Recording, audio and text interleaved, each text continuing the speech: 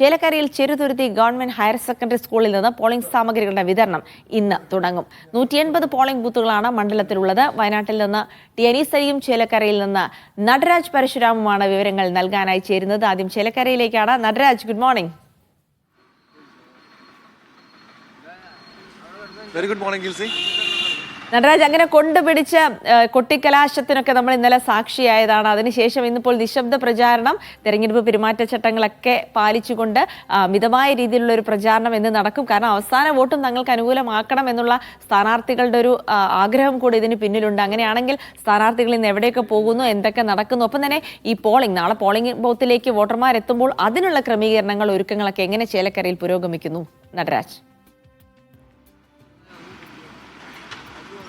ജിൽസി, ആളും ആരവവും ഒഴിഞ്ഞ മട്ടാണ്. ബഹളങ്ങളില്ല, അനൗൺസ്മെന്റ് വാഹനങ്ങളുടെ അങ്ങോട്ടും ഇങ്ങോട്ടുമുള്ള പോക്കില്ല, പ്രവർത്തകരുടെ തള്ളിക്കയറ്റങ്ങളൊന്നുമില്ല, എല്ലാം ശാന്തം. ഇന്നലെ വൈകുന്നേരത്തോടു കൂടി കൊട്ടിക്കലാശം പൂർണ്ണമായി. ഇപ്പോൾ അവസാന വോട്ടും ഉറപ്പിക്കാനുള്ള സഞ്ചാരത്തിലാണ് സ്ഥാനാർത്ഥികൾ എന്ന് പറയാം. ഗൃഹസന്ദർശനങ്ങൾ നടത്തി അങ്ങോട്ടോ ഇങ്ങോട്ടോ ചാഞ്ഞിരിക്കുന്നു എന്ന് കരുതുന്ന ചില വോട്ടുകൾ നേരിട്ടെത്തി പറഞ്ഞുറപ്പിച്ച് അത്തരത്തിൽ വോട്ടുറപ്പിക്കാനുള്ള ശ്രമമാണ് സ്ഥാനാർത്ഥികൾ നടത്തുന്നത്. നമുക്കറിയാവുന്ന പോലെ 1 മാസം നീണ്ട പ്രചാരണമാണ് നമ്മൾ ഇവിടെയൊക്കെ തന്നെ കണ്ടത്. അതിനുശേഷം അല്പം വിശ്രമിക്കാനുള്ള സമയം കൂടിയാണ് ഇന്നെന്ന് പറയാം. നാളെയും സ്ഥാനാർത്ഥികൾക്ക് തിരക്ക് പിടിച്ച സമയമാണ്. ഇന്ന് പോളിംഗ് സാമഗ്രികളുടെ വിതരണം നടക്കും. ചെറുതുരുത്തി ഗവൺമെന്റ് ഹയർ സെക്കൻഡറി സ്കൂളാണ് പോളിംഗ് സാമഗ്രികൾ വിതരണം ചെയ്ത് 180 ബൂത്തുകളാണ് മണ്ഡലത്തിലുള്ളത്. അതുകൊണ്ട് തന്നെ രാവിലെ മുതൽ ഉദ്യോഗസ്ഥർ പ്രധാനപ്പെട്ട ബൂത്തുകളിലേക്ക് പോയി തുടങ്ങും. ഉച്ചയോടെ ബൂത്തുകളുടെ സജ്ജീകരണങ്ങൾ തുടങ്ങും. മലയോര മേഖല ഉൾപ്പെടെയുള്ള പ്രദേശങ്ങളിൽ ഒരുപാട് സമയം വേണ്ടിവരും യാത്ര ചെയ്യുന്നതിനാൽ അവിടേക്ക് ഉള്ള ഉദ്യോഗസ്ഥർ നേരത്തെ പോകുന്നതും കാണാം. എന്തായാലും ചേലക്കര ഒരുങ്ങിക്കഴിഞ്ഞു. ജനവിധി എന്താകുമെന്നാണ് ഇനി അറിയാനുള്ളത്. ചില വോട്ടർമാർ നമ്മോടൊപ്പമുണ്ട്. അവരുടെ പ്രതികരണം നമുക്ക് തേടാം. കാരണം ഇവരുടെ മനസ്സിൽ എന്താണ് എന്നുള്ളതാണ് ഇനി അറിയേണ്ടത്. ചേട്ടാ, നാളെയാണ് ഇലക്ഷൻ, എന്താണ് മനസ്സിൽ?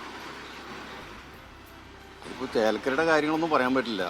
ഇവിടെ മെയിനായിട്ട് 2 കൂട്ടരാണ് ഉള്ളത്.